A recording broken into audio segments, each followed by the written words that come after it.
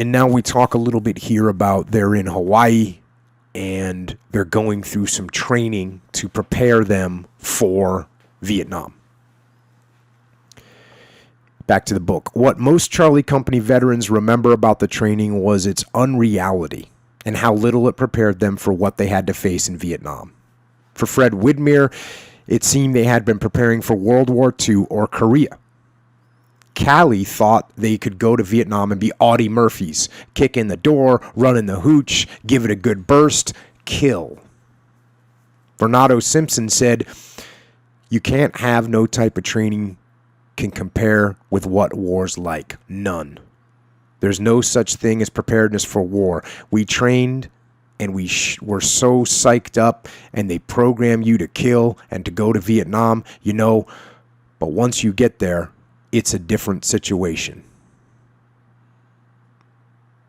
Now, I spent my last 3 years in the military training guys for war, and I'll tell you right now, we train guys really well for war. And the training that I received preparing for war did a great job, and we improved upon that. The more combat experience we got, the better we got at training and preparing guys for war.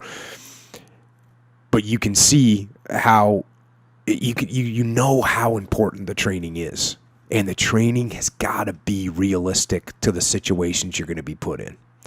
And clearly, you know, them saying that this was like World War II or Korea. Well, in World War II and Korea, there's vast differences between what you're dealing with in Vietnam. I mean, in World War II or Korea, you're fighting against enemy uniformed troops that are on the other side of a line that are attacking you, right? That's what World War II and Korea was very much like, for the most part. Another person in a different uniform that you are going to fight and kill. And here we just have something totally different. People that are mixed in with the villages. There's no front line anywhere. They're dressing the same. Sometimes they have a gun. Sometimes they don't. It's an infinitely challenging, more challenging situation. Now, here we go back to the book. According to Calley, the only lesson every GI learned was not to trust anybody. It was drummed into us. Be sharp, on guard. As soon as you think these people won't kill you, zap. In combat, you haven't friends. You have enemies. Over and over again, at OCS, we heard this, and I told myself, I'll act as if I'm never secure. As if everyone in Vietnam would do me in. As if everyone is bad. Michael Bernhardt was also concerned. Charlie Company did not match up to the high standards of order and discipline he had learned at the LaSalle Military Academy. So this is one of the soldiers. He had gone to a military-type high school where they had good discipline and they learned about the military.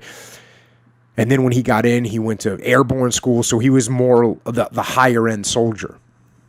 Back to the book. Trained as a parachutist, he was disappointed to have been transferred to a run-of-the-mill infantry company.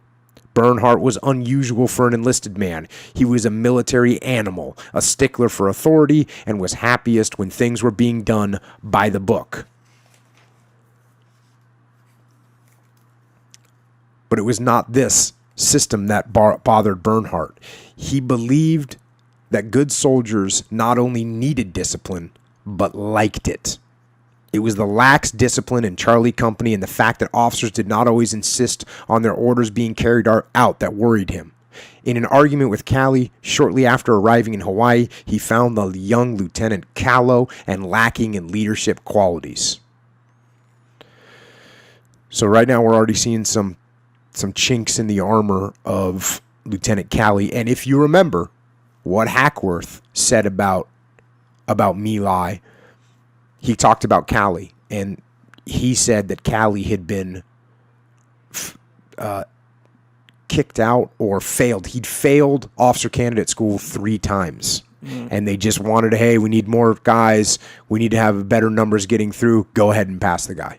So you got a guy that lacks leadership. And it's interesting to talk about how bland this guy is. I mean, somebody that's that bland that they literally have no characteristics. Obviously, the guy lacks some leadership characteristics as well because he has no characteristics. And now you got the young soldiers looking at the guy and thinking he doesn't have any leadership.